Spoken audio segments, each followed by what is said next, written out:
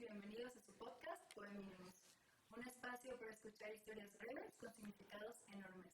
Hoy no venimos a hablar de literatura como ornamento, venimos a hablar de poder, de feminismo, de quién narra y quién obedece, de quién escribe la historia y quién queda fuera del relato. Aquí pensar no es un ejercicio decorativo, es un acto político de incomodar para desmontar estructuras, sembrar en el pavimento. Esta conversación no empieza en un libro ni en un escenario. Empieza en la memoria que nos explicó o nos ocultó el mundo. Hoy nos acompaña Sabina Berna, escritora, dramaturga, cineasta y una de las voces más incisivas del pensamiento contemporáneo en México. Sabina, bienvenida y muchísimas gracias por tu voz. Encantada de estar aquí. Te felicito por tu bellísima introducción. Muchísimas gracias. Sabina, pues nos vamos a ir desde los inicios. Cuéntame, por favor, bien atrás, ¿qué se hablaba en la mesa cuando eras chiquita de tu casa? Wow. Se hablaba de todo. Eso era lo principal, que no había temas vedados. Hablábamos de política. Antes aún que yo supiera lo que significaba la palabra política, oía hablar de política a mi padre, a mi madre, a mis hermanos mayores. Em, Empezamos a hablar de género. También cuando yo era chica, presencié unos pleitos fenomenales entre mi papá y mi mamá, que me ahorraron muchas sesiones de psicoanálisis, ¿no? Por ejemplo, mi padre diciéndole, pero ¿por qué ya no haces pastel de queso los viernes? Y mi madre diciendo, porque no tengo tiempo, porque trabajo. Entonces no nos quieres. Ay, por favor, ¿qué tiene que ver el pastel de queso con el amor? Y bueno, de nuevo, lo soberbio de la casa donde vengo es que se hablaba todo, se hablaba. Em, pues, tuve mi época en que mis hermanos jugaban en el jardín. Mi madre trabajaba, entonces era de las pocas madres de mis amigos en la escuela que trabajaba. Y eso significaba que yo llegaba de la preprimaria y luego de la primaria y mi mamá no estaba. Y yo estaba sola. Y después llegaban mis hermanos de la secundaria, horas después. Tenía diario como 3 horas libres. Y eso me diferenciaba y al mismo tiempo cuando llegaban mis hermanos estaba en manos de ellos, mis hermanos mayores, y jugaban a los vaqueros. Y yo no tenía pistola. Entonces, esto es uno de los incidentes más importantes de mi vida. Eh, pues entonces le dije a mi mamá, yo quiero que de cumpleaños me regales un traje de cowboy. Entonces mi madre me regaló una faldita así con sus cositas, flequitos y, y un chalequito y sombrerito, pero lo importante es que tenía su funda y su revólver dorado. Cuando mi madre se dio cuenta que lo usaba para jugar con mis hermanos a los cowboys, me quitó la pistola. Me dijo, eso no lo usan las niñas. Las niñas no usan pistolas. Las niñas no matan. Se fue mi mamá y al día siguiente, pues quité un tubo del toallero y ese era mi rifle. Cuando mi madre me vio, me quitó el toallero. Después, pues entonces agarré la manija de uno del baño, me acuerdo. Y era mi pistola, chiquita, pero era pistola. Mi mamá me vio, me la quitó y me dijo, Sabina, ¿cuántas veces te tengo que explicar que las niñas no usan armas? Las niñas no son agresivas, ¿me entiendes? Súper agresiva mi mamá.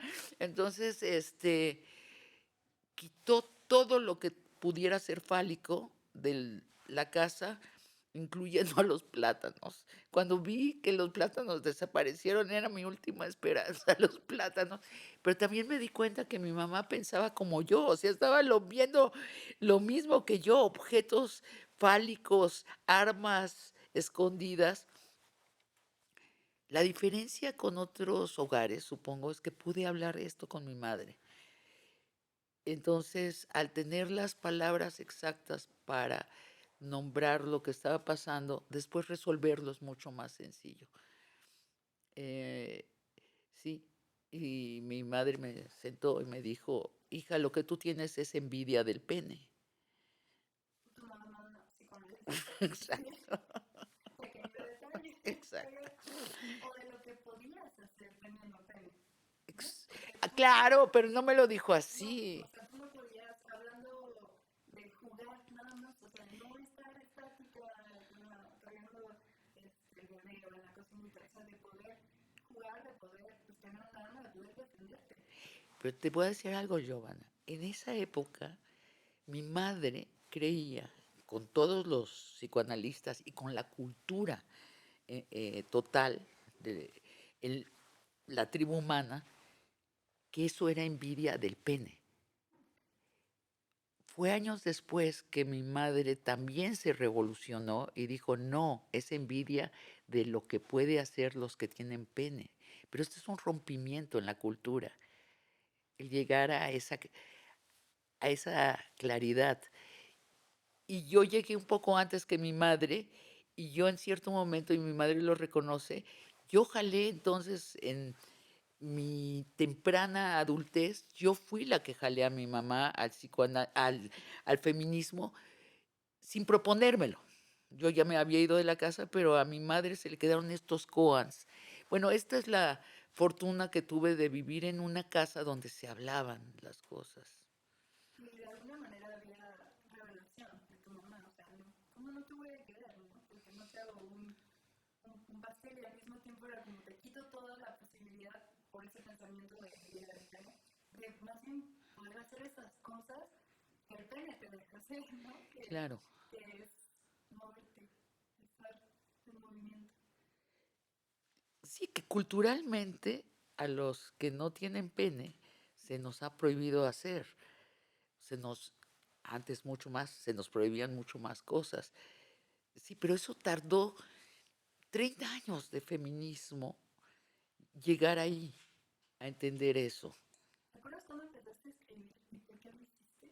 ¿Tenías ganas de decir algo que no podías? Sí, me acuerdo muy bien. Fue en primero de primaria cuando me hicieron llenar esas páginas eh, en los cuadernos de doble raya. A,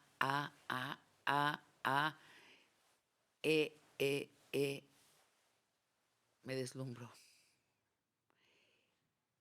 Que un glifo correspondiera a un sonido y que fuera así reconocido universalmente, me deslumbró. Y empecé a escribir en otros cuadernos, no los de la escuela, primero puras vocales y palabras sueltas por el enorme placer de crear algo de la nada. Y después, poco a poco, fue crear imágenes. Vaca, me acuerdo que llenaba vaca, vaca, y me parecía maravilloso. Que vaca, y después se lo llevaba a uno de mis hermanos y entendía lo que estaba diciendo, me parecía glorioso. Nunca me he recuperado de esa capacidad del lenguaje, de transmitir sonido y transmitir imágenes. Nunca me he recuperado ni me quiero recuperar. No quiero ser una escritora que está lejos de eso, usando palabras este, que no tienen imagen y no causan emoción. Me he prevenido toda la vida de convertirme en ese tipo de escritora, De cosas sin fondo. de cosas librescas que solo existen en los libros o en las altas oficinas em, de la política o de las finanzas, ¿sí? Sí, la academia tiende a ser un poco gris cuando no considera la praxis, ¿no?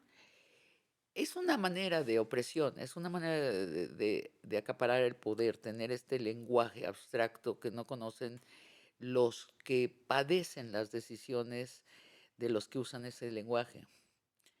¿Y cuándo te diste cuenta o qué fue lo primero que escribiste que cuando lo leíste vos, hiciste que se quemara todo el campo? Que objetivamente se quemara todo el campo, este, no me acuerdo específicamente. Sí me acuerdo que cuando estudiaba psicología clínica en la Universidad Iberoamericana, cuando sobraba tiempo de la clase de psicología clínica, mis compañeros decían que lea Sabina, su caso clínico, porque los escribía como relatos, muy consciente de la emoción que causaban. Entonces siempre me pedían y yo estaba encantada de leer allí.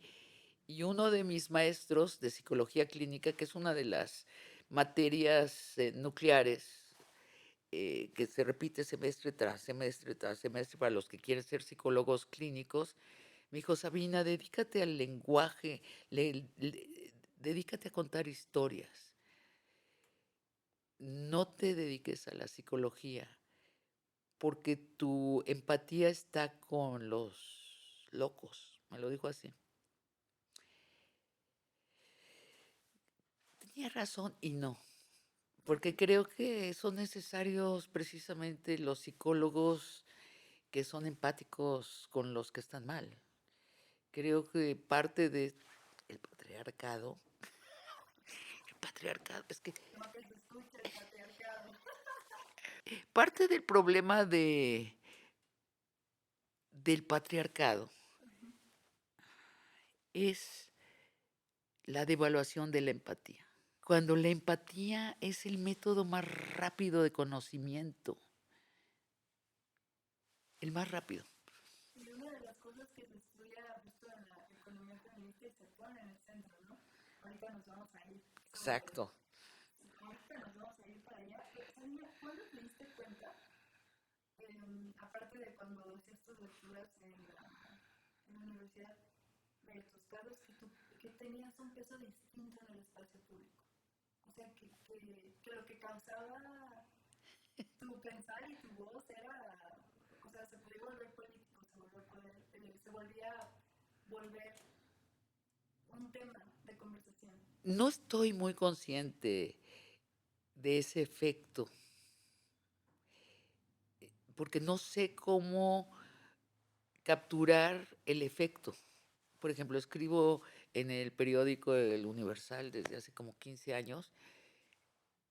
Sé de pronto, por ejemplo, que Elena Poniatowska diga, parte de mi ritual del domingo es servirme un café y leer a Sabina. Dices, qué emoción que Elena diga eso. Pero solo hay momentos muy dispersos de, en donde te das cuenta de eso positivamente. No tengo gran conciencia de mi efecto en lo público, porque no estoy sometida a votaciones, porque no estoy en la competencia del rating. Por ejemplo, Largo Aliento, el programa que hacemos eh, semanalmente, no pretende ser el programa con más rating, pero sí con gran influencia, que es bien distinto. No es que nos vean mucha gente, sino que nos vea la gente que piensa con hambre de pensar frescamente. Es más o menos la definición que tenemos para seleccionar a nuestros invitados. ¿Quién agrega a la conversación pública? ¿Quién agrega? No quién le va a este partido político a otro. A mí, francamente, eso no me emociona. Entonces, me doy cuenta que sí influimos en la conversación pública, no sé cuánto. ¿Cómo empieza más bien tu acercamiento al feminismo? O sea, ¿en dónde leíste algo? Bueno, ya vimos que tu contexto infantil, En las pistolas, allí fue empezó. Y seguir buscando la manera de defender. Cuando, cuando te acercas al feminismo y cuando dices como que aquí me identifico, o todavía hay cosas que hay para pensar, no sé cómo plantearte, pero Te entiendo perfectamente. Primero es una sensación de injusticia, ¿no? Que no puedo jugar a lo mismo que mis hermanos. Eh, Luego me empiezo a dar cuenta de la discriminación, que hay gente que piensa que soy tonta, sin ninguna, que quiere pensar que soy tonta, por ejemplo. Después empieza las salidas con los muchachos, eh, y me doy cuenta que hay todo un rol que se espera que yo juegue, que yo rompo todo el tiempo, primero sin querer y después con una reflexión de por qué tendría que dejar de hacer estas cosas, y empiezo a oír el relato femenino, ¿no? Que me dice cosas como no asustes a los hombres hablando demasiado, no pienses distinto a ellos. Tú puedes pensar, pero engáñalos, ¿no? Usa zapatos de tacón. Esa fue muy importante para mí. Y empecé a usar zapatos de tacón. Yo decía, pero esto es una tortura. O sea, no puedes pensar y usar zapatos de tacón al mismo tiempo. No puedes. Yo te reto a que localices una mujer que usa zapatos de tacón de esta altura que realmente piense. No se puede, físicamente no se puede. Y se espera eso de mí. Y todos estos rituales de la feminidad en mis 15, 16 años, que me niego a aceptar, me vuelven una rebelde. Y entonces me vuelvo una chava que usa vaqueros todo el tiempo y tenis y botas, porque son más cómodas, y que se va a casa de sus padres a los 16 años a ver cómo le va por la vida, y que empieza a tener novios, novias, o sea, sin acatar todo esto, y empiezo a ver el golpeteo, lo que se me regresa tremendo, ¿no? Que es todavía más fuerte. Y viene la tentación de regresar a disfrazarme de la mujer tradicional y jugar todos esos engaños que te dicen las gurús de la feminidad. Tú engáñalos, tú no eres así, pero engáñalos, ¿no? Eh, o si te conviertes una rebelde, empiezo a sentir indecisa. Y es entonces donde me acerco a la Casa del Lago, en el bosque de Chapultepec, donde me entero que están dando conferencias de eso que se llama feminismo. Y, ¿en qué año, perdón? híjoles, estaba yo en primero de universidad, ¿qué será? 18 años, 17 años. Entonces me voy allá a oírlos, y ahí está Marta Lamas, y ahí está Patricia Mercado, y ahí está Marcela Lagarde, ¿no? Las madres del psicoanálisis, no, del feminismo, y ahí está Monsiváis, ¿no? Que siempre fue la más feminista. Este, y entonces empieza a sistematizar, gracias al feminismo, esa incomodidad que tengo. Y me doy cuenta que no soy yo, es la cultura preponderante, y también mi rebeldía es parte, es un río subterráneo que ya existe en la cultura. O sea, a mí no se me ocurre tener pistolas y rebelarme contra los zapatos de tacón porque por mis genes. Se me ocurre porque ese era el sueño de mi madre y ese era el sueño de mi abuela. Mi abuela le dice a mi madre, cuando mi madre tiene 5 años y trata de entrar a la cocina, dice, tú no entres.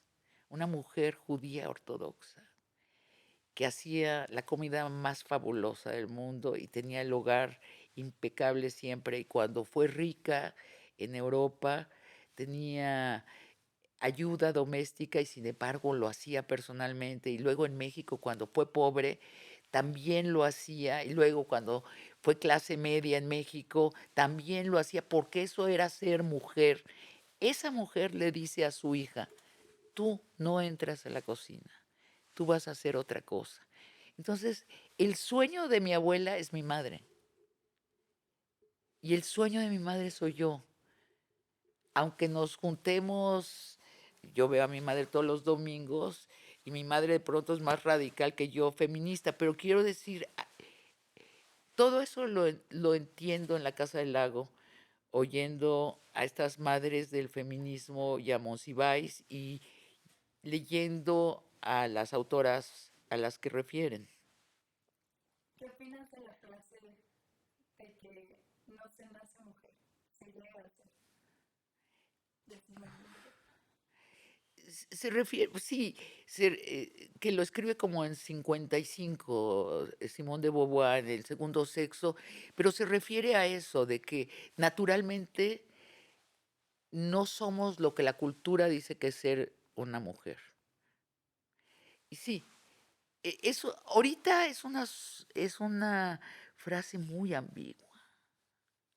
Ahorita es muy compleja, sí, hay que como definir de qué lado la estás viendo para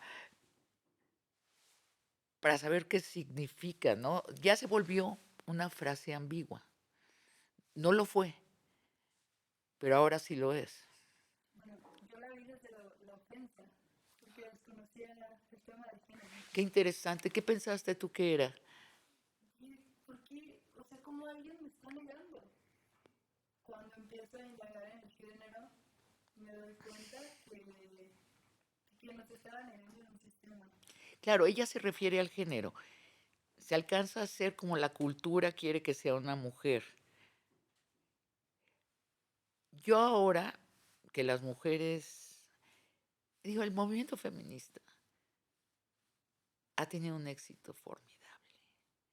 Es la única revolución del siglo XX que cruza triunfal el siglo. Todas las otras revoluciones perecen en el umbral del siglo XXI.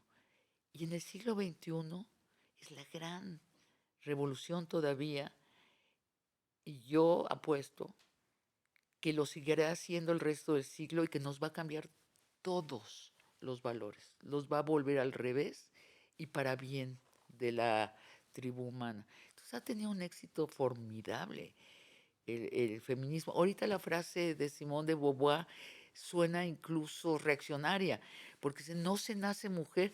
No, pues sí se nace mujer. Claro, En eso tiene razón. claro.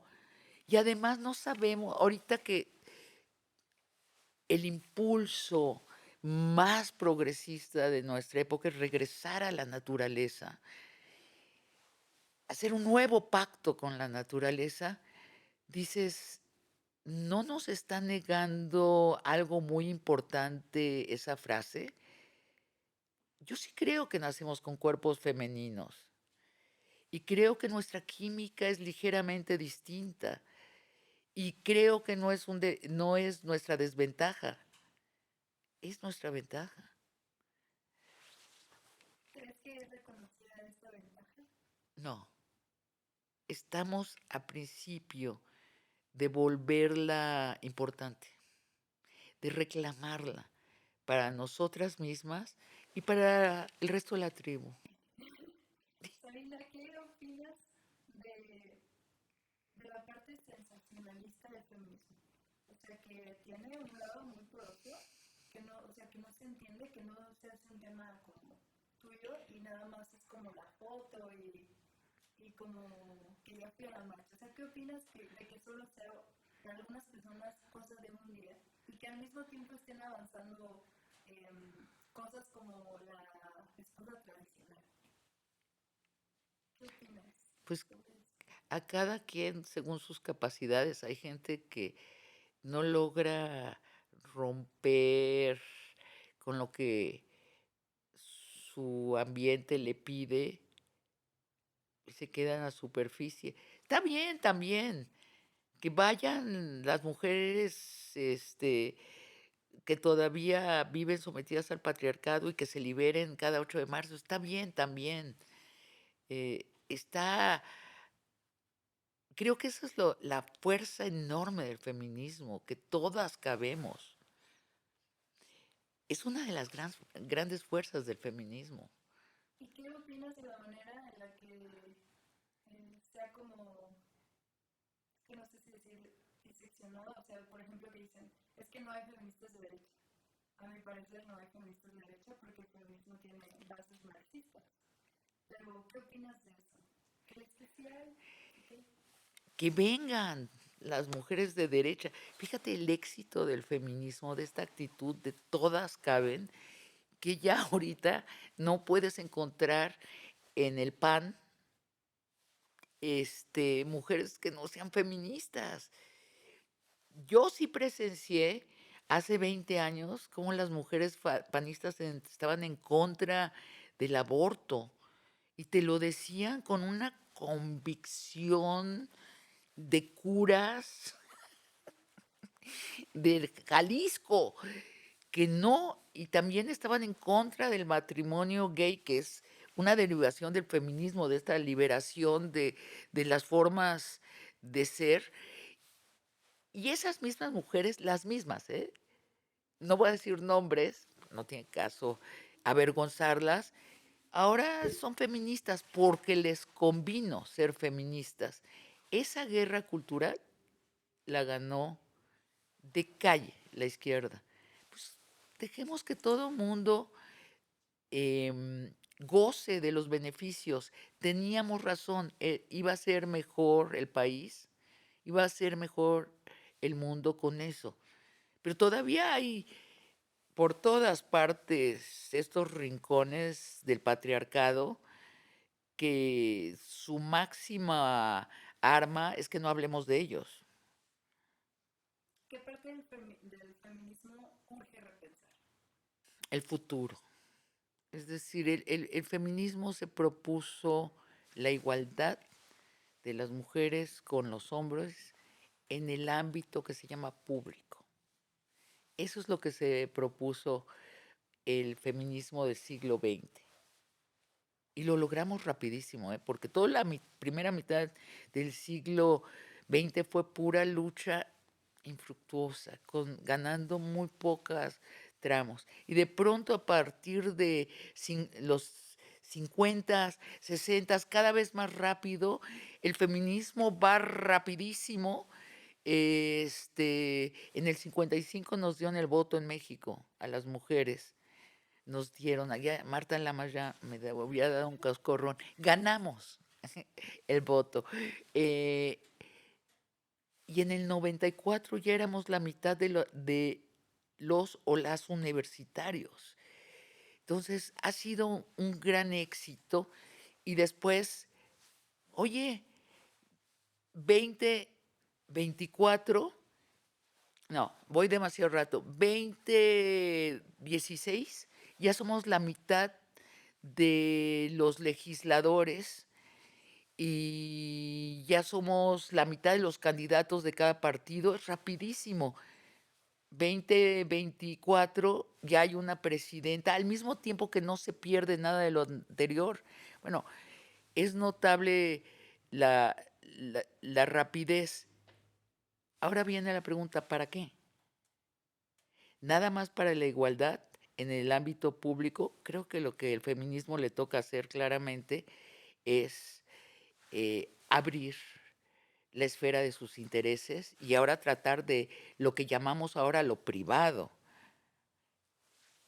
y eso empoderarlo. O sea, nuestro rol tradicional, no, nuestro rol biológico, eso que nacemos mujeres, que nos posibilita engendrar,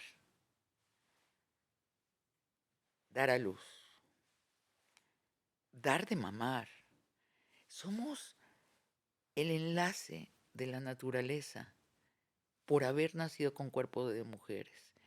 Y luego, derivado de estas funciones biológicas, las funciones que la cultura nos asignó y que admitimos, dar, hacer de comer, lavar, cuidar, formar un núcleo familiar. Todo eso está fuera de lo que el feminismo ha ganado. Está fuera. Tal y como el patriarcado lo definió, esas cosas no cuentan. No cuentan ni en la economía, ni en la historia, ni tú dime, en ningún relato humano cuentan, ni se mencionan, los mencionan ahí las feministas radicales. No, yo creo que ahora le toca al feminismo reapropiarse de eso y darle derechos a eso. Mi opinión es que incluso le toca colocarlo a la cabeza de las prioridades humanas. Y yo pienso, como persona de izquierda, pienso, ¿cuándo vamos a empezar en la izquierda a hablar de los derechos esenciales del ser humano? Y en vez de estar distribuyendo dinero y tal, hablemos del derecho de cada ser humano de comer 3 veces al día. Que el Estado se asegure que eso será posible, de que cada quien tenga un techo para dormir, que cada quien tenga derecho a la salud. Cuando hablemos de eso, la izquierda va a estar en otro lugar. La izquierda va a volver irrelevante a la derecha. Porque es lógico que eso es lo que necesita la tribu humana para llegar a un nivel de dignidad distinto. Y la izquierda sigue atorada con el dinero, los derechos abstractos del dinero. No, lo que necesitamos es lo otro. Y muchas feministas dicen, vamos a desfeminizar el trabajo doméstico. No sé, ¿por qué no mejor empoderarlo? ¿Qué quiere decir? Que no necesariamente en cada casa la mujer, la madre, es la que se encarga, pero no lo desvaloricemos, de ahí venimos y es lo que necesita la tribu. La tribu necesita una igualdad allí y un contacto con la naturaleza fluido a través de esas funciones esenciales. Hoy en día, una enfermera gana 2.500 veces menos que un broker de la bolsa. Es una sociedad loca. Es una sociedad contra natura. Entonces, la izquierda tiene que soltar el discurso economicista, aunque papá Marx lo haya usado. Pues lo hizo muy bien Marx, pero ya van 2 siglos, ¿no? Tenemos que entrar a otro lenguaje y yo creo que el lenguaje que viene a cuento se deriva del feminismo. ¿Consideras que el grillete de la izquierda es el machismo? Este, Fíjate que nunca lo había pensado. Es que ¿tú crees? A ver, Giovanna, ¿tú crees que los hombres de izquierda son más machos que los hombres de derecha? Creo que todos son iguales. Puede ser, puede ser, pero los de derecha lo son con buena conciencia. Los de izquierdas lo son con mala conciencia. Es que los de izquierda supuestamente estudiaron a Marx. Y Marx, junto con Engels, dijeron que si la mujer se emancipa todo. Entonces, ¿no quieren ver esta parte de la izquierda? Pues yo creo que un hombre de izquierda que no es feminista de veras, pues no es de izquierda. O sea, los hombres sí pueden ser feministas. Claro, y nos facilitan mucho la vida, ¿no? Esto conecta como con la parte de la empatía. O sea, cuando empiezas a ver a la mujer como tu igual, ¿crees que esa sea la conexión?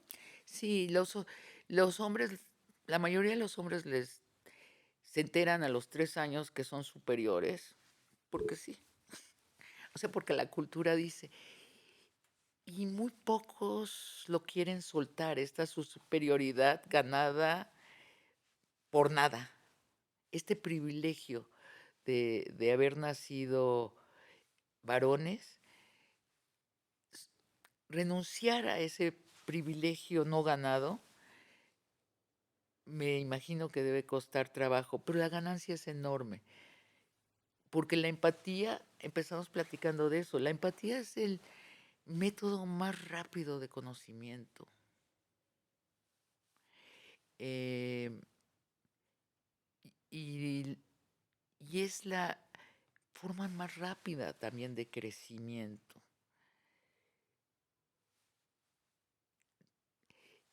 Sí, y yo creo que nuestra división de izquierda-derecha se está traduciendo en los últimos años en la derecha es el egoísmo y la izquierda es la empatía. Y estamos un poco dormidos porque dejamos que la derecha siga diciendo tonterías como somos comunistas, ya ni me acuerdo qué dicen, ya las he oído tantas veces y me parecen tan desajustadas, pero dejemos que ahí estén en las redes sociales y en los discursos de los partidos de derecha. Creo que los hechos están traduciendo izquierda-derecha en empatía, egoísmo. Sabina, ¿cuál crees que sea el papel del Internet y de las redes sociales en que vayamos surfeando las olas del feminismo mucho más rápido? Tú sabes mucho más que yo de eso. Este, no lo sé, no lo tengo, no uso tanto las redes. Creo que tú las usas mucho más. Pero eres periodista, escritora, o sea, la propagación que, bueno, era diferente, ¿no? Todo el proceso de ir a comprar un libro, discutirlo con tus amigas. Ahora que no tenemos tiempo de eso, pero sí tenemos el tiempo de la inmediatez. ¿Crees que eso tiene que ver? Sí, y al mismo tiempo conlleva el peligro de la superficialidad, ¿no? Leer un tuit de 280 letras es haber comprendido una migaja. Y, y veo que en tu generación hay quien cree que eso es estar informado y estar formado por dentro. Y no, no lo es. Para estar formado se necesita el largo aliento de los relatos largos.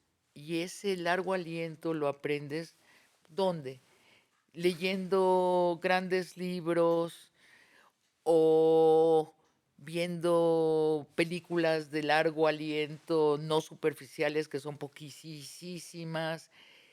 Necesitas estar en contacto con relatos de largo aliento para tú también poder albergarlos. Y en eso encuentro mucha superficialidad en las redes sociales. No sé si te parece a ti eso. Además, una cosa muy rápida de todo reducirlo a derecha e izquierda. Así, eh, y no, pues entonces todo lo que queda en medio es casi todo, ¿no? Casi toda la realidad. Oye, y a ver, Sabina, ¿tú has confrontado poderosos, has confrontado políticos que peleaste con tu ex jefe? ¿Quién es mi ex jefe? O bueno, perdón, te planteo la pregunta siguiente. No, Sabina, ¿cómo le haces para lidiar con personajes como Salinas Pliego? Ah, ese era mi ex jefe. No, sí era mi jefe. Y lo veía cada semana, sí. ¿Cómo? ¿Qué hay en ti? O sea, ¿qué pasa por tu mente antes ¿De de confrontar? confrontar? No tengo miedo. Me peleé con Salinas Pliego porque durante la pandemia Salinas Pliego ordenó a la gente del grupo Salinas, incluyendo a TV Azteca, a la gente de TV Azteca, que fuera a trabajar. Cuando ya la Organización Mundial de Salud había dicho que se estaban muriendo gentes por el virus. Y él inventó o extrajo de alguna fuente un relato distinto, mentiroso, que negaba que se estaba muriendo gente. Y y ya después el relato incluso se complicaba. Y optó porque se muriera gente para no perder dinero. Ahí es donde me peleé con él y no fue teórico. Le dije, yo no voy a cooperar esto. Primero, no voy a venir a trabajar porque tengo tengo una familia extendida que es parte de mi seguridad emocional. No los voy a contagiar, pero no hay manera que yo haga eso. Y la otra es que yo no me voy a enfermar para que tú no pierdas dinero. Y la tercera es yo no voy a cooperar que en un grupo de 150,000 personas muera gente para que tú no pierdas dinero. Fíjate que a mí me radicalizó mucho la pandemia por esta historia. Y dije, no es posible que esté optando por no perder dinero. Y me detuve y dije, pero ¿por qué estoy discutiendo con la realidad? Eso es lo que está sucediendo. Y entonces es cuando acuño este término de la religión del dinero y empiezo a escribir muchos artículos sobre la religión del dinero, que es un término que se quedó en la cultura. Ahora ya hasta Noroña habla de la religión del dinero y supongo que no sabe de dónde viene el término. Este, pero porque sí es una religión. A mí Giovanna, me era increíble. No lo podía creer hasta que lo creí. ¿No? Cuando, a veces entender que hay personas que piensan distinto de ti, hay una dificultad empática de reconocer eso. Y sí, y ahí nos peleamos. Entonces, pues nada, dije lo que pensaba, se lo dije a él y ahí quedó. Pero después lo dije públicamente, lo escribí, porque mucha gente estaba en peligro y me indignaba eso. Si no hubieran estado personas en peligro, hubiera sido un pleito entre mi jefe y yo y ya. Pero no, estaba mucha gente en peligro. Estaban en peligro 150,000 familias y estaba en peligro que no se abatiera la transmisión del virus. ¿Y qué opinas sobre que las nuevas formas, ahora con las redes sociales, porque yo creo que eso sí lo has visto mucho, de más que censura es ridiculizar a la persona? Porque justo como otra vez lo dice el feminismo, la vida en el centro, porque pusiste la vida en el centro. ¿Qué opinas de eso? De ridiculizar. Tengo una sensación bipolar frente a las redes. Me gustan las redes y al mismo tiempo, a últimas fechas, siento un rechazo. Siento que hay tanta basura en las redes, en especial en X. Entrar a X es como entrar a un estacionamiento a las 4 de la mañana cuando todo el mundo ya está borrachísimo y están haciendo desmanes, meando y gritándose. Todo es un caos. Y al mismo tiempo encuentro allí información muy valiosa y que no me llegaría em, de otra manera. O sea, uno, gente que sigo que retuitea cosas que nunca hubiera leído, pero el rechazo es grande, ¿eh? Estoy pasando cerca de media hora al día en las redes, cuando antes pasaba más tiempo y me divertía en los debates hasta las descalificaciones me divertían, me incitaba a la comedia, la estupidez humana es una de las grandes gatillos de la comedia. Y entonces y el conflicto no se diga, es no solo de la comedia, sino del drama. Yo soy dramaturga, entonces eh, el otro día, el domingo, alguien me dijo, Sabina, ¿por qué no haces un libro de tus respuestas divertidas en X a manera de un libro de haikus? Y entonces me comuniqué, fíjate, nunca hubiera podido conversar con esta persona, le escribí en mensaje directo, oye, ¿me haces la selección? Y yo hago los comentarios y la última selección sería divino, un libro como de haikus, pero de respuestas graciosas a gente como una que me han hecho muchas veces y yo siempre contesto lo mismo. Dice, ya siéntese, señora, ¿no? Entonces le digo, nada más te chiflo y me traes la silla, ¿no? En distintas versiones contesto eso. Em, Tengo una sensación ambivalente. ¿Tú qué piensas que el porvenir de no hablemos de las redes, del porvenir, por ejemplo, de X, ¿qué piensas? ¿Esto va a durar o se va a inundar de tal manera de irracionalidad, de psicosis, que ya va a dejar de servir? ¿Qué piensas, Giovanna? Yo siento que, retomando lo que dijiste, que necesitamos reconectar con otras cosas, con leer cosas profundas, y justo la carencia de tiempo para salir al parque,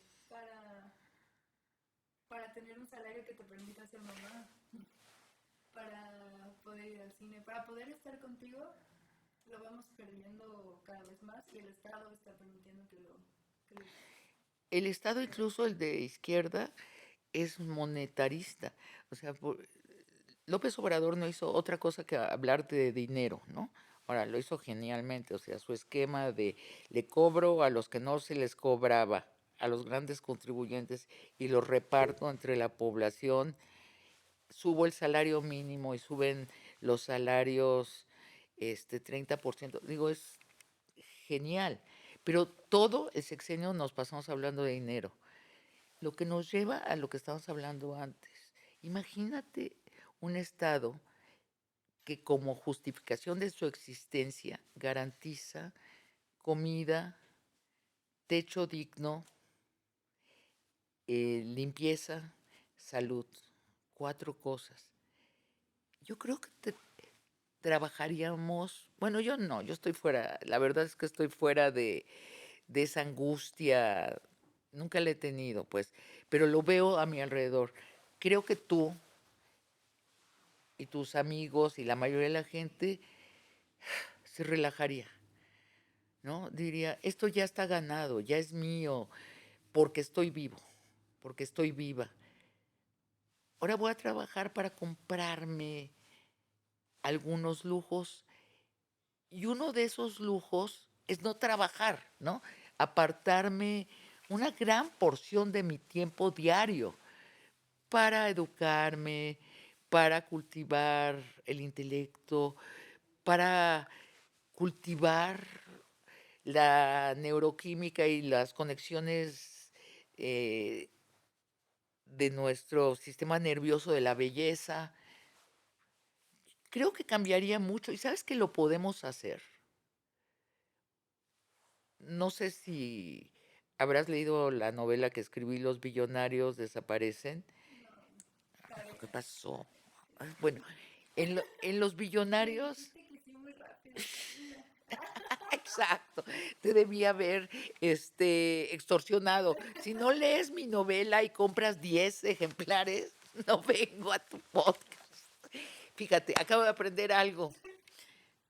Bueno, allí el tema es el dinero, precisamente, y la maldad del dinero. Cuando lo estaba escribiendo, una de las cosas que afirma el libro, que es una fábula, si se repartiera la fortuna de los 1000 hombres más ricos de la especie, ¿sabes cuánto dinero le quedaría a cada adulto de 20 años o mayor si se repartiera entre todos? $30,000. Sí hay, pero no se reparten y no se pone Claro, la vida en el centro. se acumula. ¿Tú piensas que en este momento donde elegimos una presidenta, se va a poner la vida en el centro o vamos a seguir hablando del monetarismo? Es una gran pregunta. Dentro de los 100 compromisos de Claudia Sheinbaum está el sistema de cuidados. El sistema de cuidados, bueno, hay que definir qué es y no está definido. No se está hablando. No, no se está hablando. se está hablando y justo somos muy poquititas. Yo conocí el feminismo más a fondo, una porque me tenía que titular y dos porque siempre he sido bien contestona, bien rebelde, ahí está mi papá.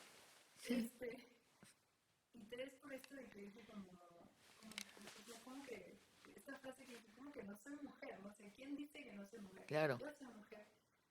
Pero cuando empiezo a ver la teoría, no es que no estoy escuchando esto en la calle. Yo no estoy escuchando sobre interseccionalidad. Yo estoy escuchando que, pues sí hay unas luchas que no hago menos, por ejemplo, con el lenguaje inclusivo, pero son unas luchas que creo que primero se tiene que resolver lo de la base, que es que todas comamos, que todas, y todas y todos O todo al comamos, mismo todas tiempo, están ¿no? ¿Por qué sentadas. jerarquizar? Sí. Yo la verdad lo tenía en jerarquía Hasta después. hasta que justo conocí gente y hablamos del lenguaje inclusivo y wow, pero dije, es una lucha válida también, ¿no? También, O claro. sea, he ido deconstruyendo también mi idea, porque sí luego digo, ay, yo sí tengo unas ideas como un poco anticuadas, pero el sistema de cuidados se escucha muy bien, pero nadie está diciendo que es tener guarderías para que puedas ir a estudiar, porque hay muchas mamás que quieren seguir estudiando, que tu salario sea de verdad al alcance para igual si quieres ser mamá o no quieres ser mamá, pero te quieres ir al cine, de que en estas 2 horas que pierdes en el trayecto puedas llegar a tu casa. Entonces, Y el pues, sistema de cuidados es esto, la comida, el descanso, la salud y la limpieza. Y, y está dentro de las 100 promesas de Claudia Sheinbaum. Ahí está.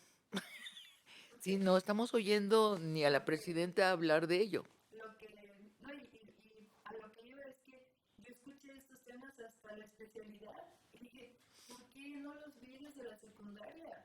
¿Por qué de chica, lo que te contaba anteriormente, ¿no? Yo quería jugar fútbol y quería estarme, porque igual crecí con un hermano, entonces crecí con el mundo rosa y azul, vease como lo pusieron. Entonces en la escuela no lo podía hacer pues por la falda, ¿no? Claro, O era como que pues, sí jugaba las Barbies y los muñecos, pero también jugaba como otras cosas. O sea, ¿por qué yo no podía tener justo toda la mesa servida y yo elegir lo que quiera? ¿Y por qué tuve que aprender de esto? Uno, porque me molestó una frase, y dos, porque, o sea, porque hasta una especialidad. ¿Por qué no me hablaron de esto? ¿por qué tienes que tener un doctorado para saber lo que es el sistema de cuidados, que es lo esencial de la vida? O sea, no es lo barroco, la espuma de la vida, no, no, es lo esencial. O sea, una semana que no tengas resuelta tu comida, tu cama, tu techo, tu salud, te mueres. Bueno, las mujeres hemos asegurado a la tribu humana eso durante milenios. Y insisto, ese es el contacto con la naturaleza. O sea, cuando la naturaleza sustenta la vida, conduce a la vida dentro de la tribu humana, son esos trabajos. Debería de ser lo más importante, lo más... Me estoy haciendo bolas con el lenguaje, ¿ves? Que es que el lenguaje no es la vida, es algo externo.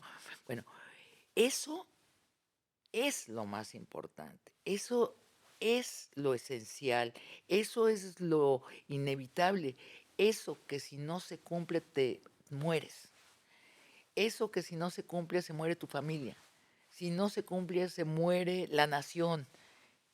Y eso es lo que no ha estado en los relatos humanos sobre la tribu humana, ni estuvo en las democracias hasta hace poquito que lo metieron las mujeres, ni estuvo en las religiones, bueno, para nada, nada. En la Biblia la gente se cura por el Espíritu Santo, la gente no come. ¿Te das cuenta que la gente no come más que en momentos cruciales, en los relatos religiosos? La gente no nace. más que cuando nace a un hombre importante, pero no, el parto no está nunca allí. Es más, hay dos partos muy importantes en la Biblia. Uno es el de Jesús, que lo pare una mujer virgen, lo pare y Luis sigue siendo virgen. Bueno, o sea, todo lo... y el otro es cuando un señor que se llama Adán da a luz una mujer llamada Eva por la costilla. Entonces, la Biblia, pero también las otras religiones, borraron completamente eso que estábamos diciendo que es lo esencial, lo que mantiene en pie, despierta y viva a la tribu. Borrado, borrado. Y eso hicieron las democracias también hasta hace muy poco, hasta que llega el feminismo. Ahora, el feminismo ahora sigue tratando esos temas como secundarios. No, es el tema, la vida, como dices, la vida al centro. Eso es la gran contribución que el feminismo puede hacer a la tribu. Y yo creo que ya estamos en el momento, ya llegamos a la igualdad. Ahora la misión es esa, es cambiar totalmente el paradigma de la tribu y poner al centro la vida. No sé si va a ser Claudia Sheinbaum. Tal vez no le tocas, tal vez no es ella la que lo va a hacer. El feminismo sí lo va a hacer y lo va a hacer pronto. Cada vez tenemos que hablar más de eso. Ni siquiera te puedo explicar por qué mi certeza. Tengo esa certeza y lo oigo cada vez con más mujeres que empezamos a hablar de esto y dicen, claro, yo lo había pensado, claro, es así, en mi vida estoy luchando para que eso sea lo central. Claro, Entonces, solo para hablar de eso, para que se empiece a escuchar, ¿crees que estamos en un momento decisivo para tener una mujer presidenta? ¿Quién nos lo prometió? no sé si será decisivo. Habría que hablar de eso y preguntarle a la presidenta cómo va eso y cuándo se va a volver central, si es que se va a volver central. No lo sé. Porque me parece truculento justo. Y empezábamos hablando de lenguaje, ¿no? Cuando es como muy técnico, es envidioso, es individual. Y si todos no sabemos qué es el sistema de cuidados, pero como mujeres sí cuidamos, no solo al Claro, país, con hermanas mayores, con abuelas. Y como dicen, ¿no? A las mujeres, ¿quién nos cuida? Sabina, ¿qué le dirías a las personas que tienen miedo de hablar, de decir lo que piensan?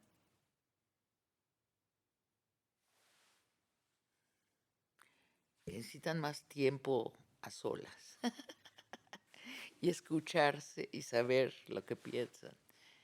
¿Y cómo se sabe eso? Escuchas a tu cuerpo y le permites que se vuelva palabra. Sí, sí hay gente que tiene miedo de no encajar, que tiene miedo, básicamente, y es una enorme ventaja para las mujeres, ¿eh? Porque como nosotras, n- nosotras podemos hablar con menos consecuencias graves. Me metí en de lo que dicen los gringos, un rabbit hole, este, que es un agujero de conejo. Sí, es un tema complicado ese. Oye, y hace rato mencionabas que tu mamá fue el sueño de tu abuela, que tú fuiste el sueño de tu mamá. ¿Cuál es el sueño de Sabina? Que te estoy diciendo, este, crear una sociedad con los cuidados al centro y como fundamento, no sé si me va a dar la vida para ver la creación de esta sociedad. Cada vez escribo más sobre esto. Entonces, pero no sé si bajará del lenguaje a los hechos. Entonces, tu sueño es que se vuelva hecho, Sí, que se vuelva realidad, que se ponga la vida en el centro. sí, sí, sí, sí. Y tengo otra pregunta. ¿Crees que el hecho de que reconozcamos, o sea, reconozca este papel, yo lo entendí como biológico, de las mujeres en casa, o sea como hacerlo legítimo? Es decir, por ejemplo, si es trabajo no remunerado, ¿no? El trabajo de casa. El hecho de que se remunere, o por dónde va tu reconocimiento. Sí, el hecho de que se remunere es un paso adelante,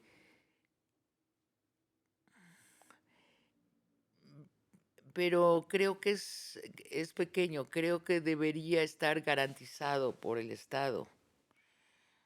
¿Por qué comemos todos dentro de nuestra casa? ¿Por qué no podemos tener comedores públicos muy buenos? Este, fíjate, una de mis experiencias formativas fue viajar con un backpack por Europa durante un año. Y me acuerdo que en Italia, que tienen una tradición de izquierda muy sólida, me sorprendí que los sindicatos tienen todos comedores. Y la comida es la mejor comida que puedes comer en Italia, es en los comedores de los trabajadores. Y eso me deslumbró. O sea, dije, ¿por qué no? Y cuando estabas allá, hasta económicamente tiene mucho sentido.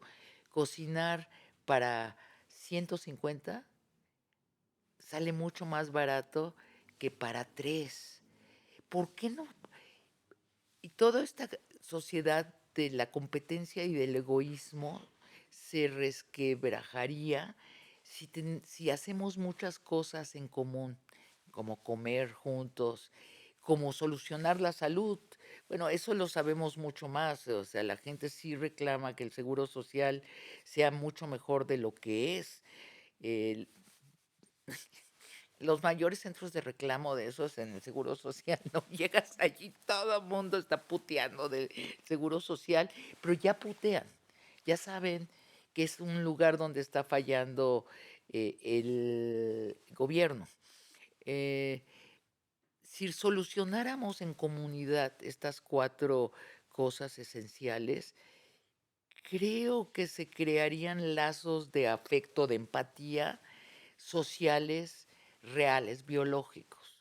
Otra de las cosas, dije, recién ahorita dijiste algo sobre la biología y como que lo decías como que no era menos importante por ser biológico algo. Yo creo lo contrario. Yo creo que en ese darle la vuelta a los valores de la tribu, tenemos que aceptar primero que nada, que lo más importante es lo biológico. La enfermedad esta del patriarcado es que es más importante el pensamiento que la realidad física y la realidad biológica. Hablamos de la biología como que fuera, la biología es como una tecnología primitiva.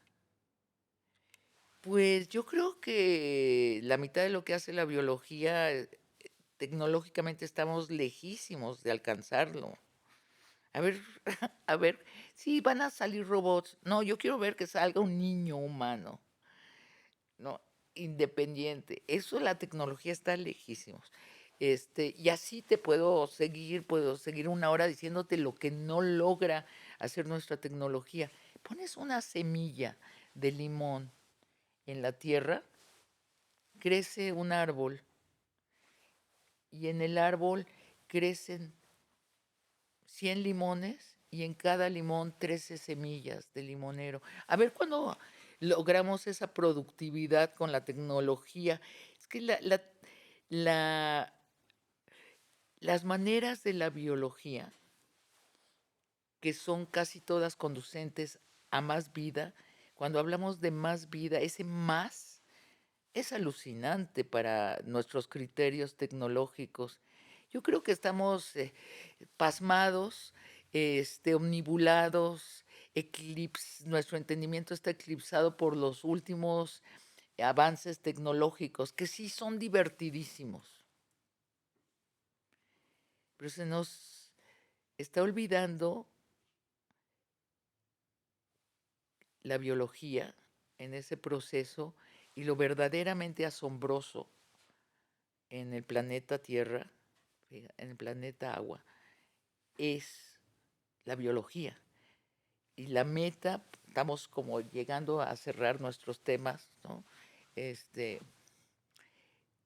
Yo creo que la misión del feminismo en adelante es regresar a la biología y poner lo biológico, que lo nombramos el sistema de cuidados, pero es lo biológico del ser humano al centro. Reconocer, esto es el centro. No estamos en la tierra, en el agua, para ganar dinero. No estamos para acumular cemento. No estamos para ser inmortales. Estamos para estar en plenitud biológica, es decir, felices. Muchas gracias, Karina. Muchas gracias. A ti, Giovanna, gracias por la invitación. Y nada, ya para cerrar, ¿qué le dirías a Sabrina Vaquera de 6 años que se aferró? Tenías razón, tenías razón. No hay que salirse del juego porque milenios te dijeron que tú no puedes participar y tener la pistola. Hay quienes escriben para buscar y hay quienes escriben para pensar. Esta historia no es de respuestas, sino de preguntas, de revolucionar, de entender que pensar también es un acto disruptivo.